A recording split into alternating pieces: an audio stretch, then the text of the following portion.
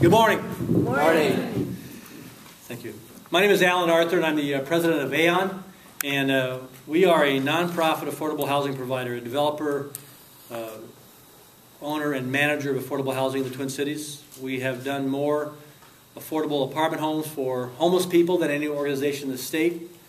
We did one of the first housing projects for homeless teenagers, homeless youth in the country when we did it back in 1995-96, and we opened up a second one about 5 years ago, and we're working on a third now. Tonight there will be at least 1,000 homeless teenagers, homeless youth on our streets. Actually, the count among us who are working in that arena thinks it's probably 3,000, not 1,000. It's kind of hard to find a homeless teenager. You're a commodity when you're on the streets when you're 16 years old, girl or boy.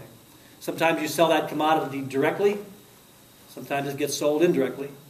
But it's not hard to find a place to shack up at night. But it's not a positive thing for your life and your future, or for that matter, for the future of our community.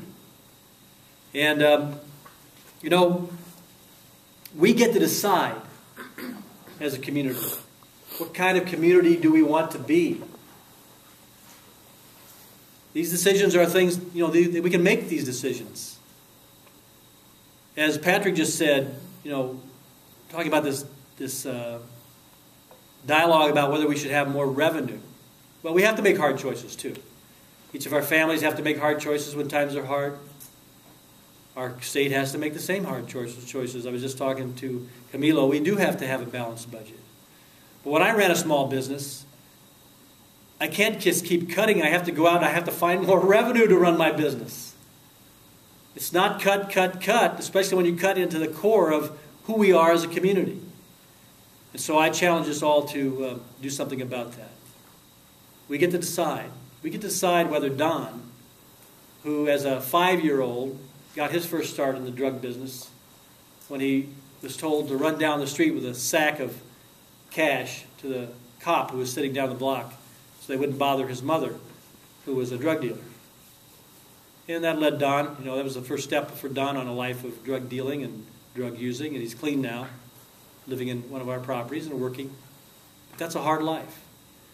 Should we be supporting Mary? Mary was,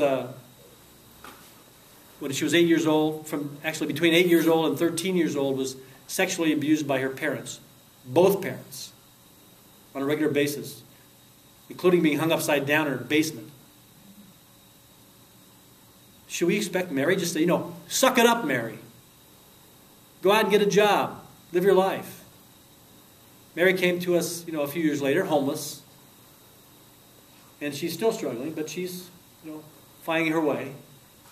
We get to decide what kind of community do we want to have. And so I just say that organizations like all the people you heard from today, the state itself has shown some leadership in the area of homelessness, certainly, over the course of time. But we have to have the resources to provide the support to people like Mary and people like Don, who have not been as lucky as I have been in my life to have that support close to me. And again, we get to decide. If you want to find out more about what organizations are doing about homelessness in our community, about helping folks like Don and Mary, you can go to our website at Aeon.